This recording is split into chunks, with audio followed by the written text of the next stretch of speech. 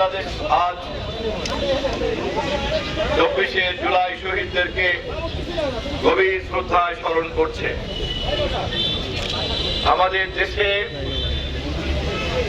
মহান স্বাধীনতা যুদ্ধের পর মানুষের মধ্যে যে স্বপ্ন ছিল স্বাধীনতা যুদ্ধের শহীদদের রক্তের মর্যাদা প্রতিষ্ঠিত করে আমরা একটি গণতান্ত্রিক বাংলাদেশ পাবো, আমরা একটি মানবাধিকার সম্পন্ন বাংলাদেশ পাবো, সামাজিক মর্যাদা সম্পন্ন আমরা একটি সাম্যের বাংলাদেশ পাবো। দুর্ভাগ্যজনক দেশের লক্ষ শহীদের রক্তের বিনিময়ে আমরা বাংলাদেশের মানচিত্র পেয়েছি, ভূখণ্ড পেয়েছি, কিন্তু আমরা বাংলাদেশকে একটি প্রকৃত গণতান্ত্রিক রাষ্ট্র এবং সমাজে পরিণত করতে পারি নাই।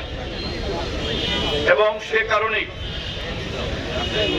আমরা দেখেছি 2024-এর এই স্বৈরতন্ত্র আমাদের রাষ্ট্র এবং সমাজকে গ্রাস করে ফেলেছে।